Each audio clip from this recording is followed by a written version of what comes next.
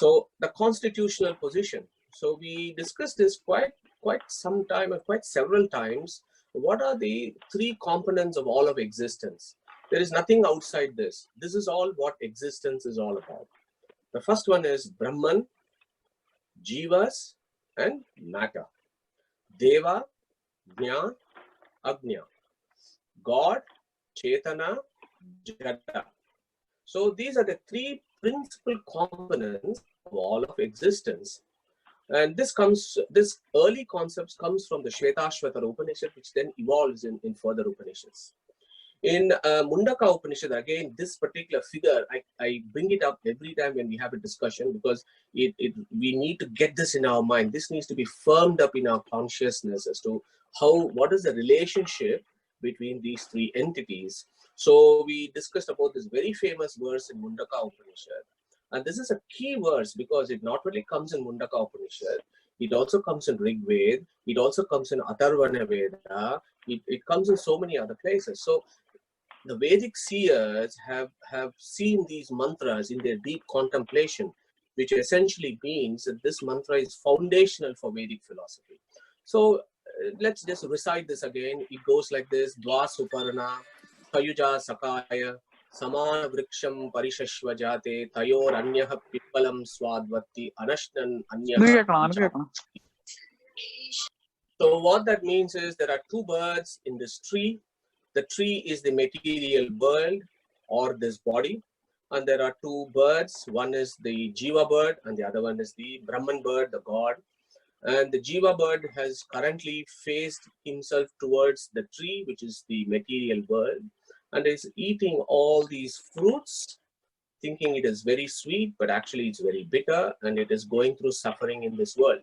So this is the constitutional position as it exists in samsara at this point of time. So just going back, so we said there are three entities. Now, the three entities, it so happens, and we discussed this in the previous two classes, is all these three entities are eternal. They were never created. They're never going to perish. They've always been there all the time. These three entities. Yeah. God, he's called Ajaha because he's uncreated. Jivas have always been separated parts of Jiva, of God, and they are eternally dependent on the Supreme. So Jivas have always been there. The Mula Prakriti has always been there.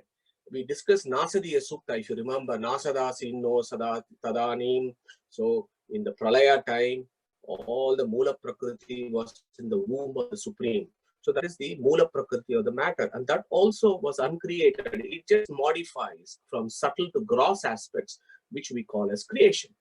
So Srimad Bhagavatam, the very first verse, essentially gives a beautiful summary of this. And I just want to go through this again to get us in the group. So it says, Janmadhyasya yatonvayad itara tashtateshva bignaha swarat tene brahma hrudayadi kavaye muhyanti yam surayaha Tejo vari murudam yata vinimayo yatra visargo mrusha damna svena sada nirasta kuhakam satyam param dhimahi. The very first verse of Srimad Bhagavatam, it gives you a summary of the Vedic philosophy, the constitutional position. So we discussed that before. Who is Brahman? The definition of Brahman was given by Veda Vyasa as Janmadhyasya yataha. So that is what Bhagavatam has also said here, Janmadhyasya yato. Okay, Anvayad. How do you know that he is the creator of the universe? Anvayad. Anvayad means Samanvayad. Samanvayad means you look at the Vedic scriptures and understand the underlying currents of the Vedic scriptures, and you understand that Brahman is the creator of this universe. Then it says Itarascha Arteshva Vignaha Swarat. So Itarascha means, Itaratashcha means even logic. To some extent, logic, when you apply it fully, also will point towards the creator. And we said how Madhvacharya said in Dwadasha Stotra Bahuchitra Jagat Bahuda Karanat Parashaktihi Ananta Gunahi Paramaha. So this world is so wonderful. How wonderful must be its creator. Let's contemplate on the creator who has created this wonderful universe. So the first line gives you a summary of that. Now I want to skip the second line due to lack of time, but move to the third line where it says Tejo Vari Mrudam Yata Vinimayo Yatra Trisargo Mrusha. So there is a word Sarga there. And remember, we discussed around in creation time, Sarga and Agre. Sarge and Agre. Agre means before creation. Sarge means during creation, after creation. So here it says three Sargaha. Three Sargaha means three types of creation. So in three, what are those three types of creation? So if you look at the equation there above, Brahman, Jiva and Matter. If you look at that equation, all these three entities have a type of creation during the duration of the cosmos. They have some type of creation. What is that? The first one is Tejaha. Tejaha means it's a type of creation that Brahman himself has, which is he comes down in various avatars. He comes down in his various avatars in the universe. So that is one type of creation specific to the Supreme. Then you have Vari with water and other elements. So it is Jiva's creation. How does Jiva's creation happens? Jiva's creation is it gets attached to a pindanda or a material body, and then the Jiva comes into creation. So the creation for Jiva essentially means, yes, Jiva is uncreated, but its creation in the philosophical sense mean that he has a body that is attached to him. Okay, so that is the type of creation for Jivas. And for matter, the creation is Mruda. Mruda means as how a mud is created, in how a pot is created from mud. It is a modification, or vikara as it's called, or it's a transformation of a pre-existing material substance that becomes the pot. So these are the three types of creations that happens, and these are eternally, these are happening. There is never a point that Brahman has not come down in this universe in his various avatars. There is never a point that Jivas have not come down in the universe to do their samsara. And there was never a point where primordial creation was being mixed up to bring about the material world. Okay, so now moving on to the next slide, Abhijit. So now let's develop this concept further and remind ourselves. So we have the Brahman, the bird, the parrot, which is the Brahman, and then there is the Jiva, and then there is the Prakriti. So now the philosophy goes a little bit higher. So we call the Jiva as the Bhokta. Bhokta is he who is the enjoyer. He is enjoying, or he assumes that he is enjoying. What is he enjoying? He is enjoying the Bhogya. The thing that needs to be enjoyed is called the Bhogyam.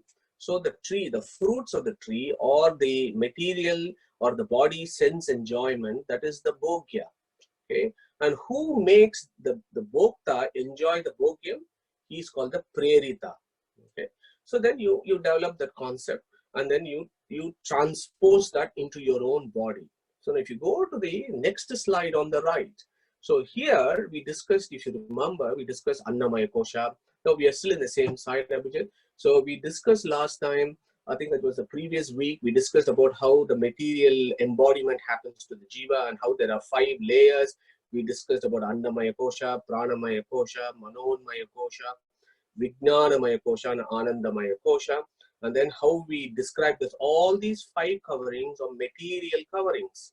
So they are a Bhogyam. They are Bhogyam for the Jiva, because yes, they are the material coverings.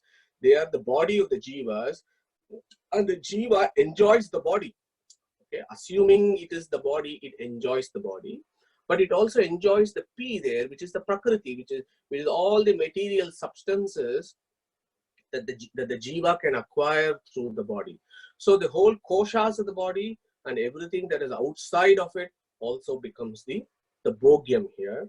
And then again, when this is our own position as how we are sitting at this point of time. The Jiva is in the Hridaya Kamala that we discussed, and we discussed exactly what is the size of the Jiva, how atomic or subatomic it is, where is it placed, where is the cave? The cave is in the thymus, and we discussed all that about 2 or 3 weeks ago. So this is where we are. So the figure on the right exactly provides our position. So the Prerita or the Brahman is inside the Jiva, who is the Bhokta. And what is the Bhokta doing? He is enjoying his body and the external world. So this is the constitutional position that we are placed at this point of time. So moving on. HinduKnowledgeAcademy.com will celebrate Vedic culture and present its philosophies to the modern Hindu in an accessible format. Our ancient heritage is our greatest strength. Through preservation and dissemination, together let us spread positivity in the world. Thank you for listening and welcome to Hindu Knowledge Academy.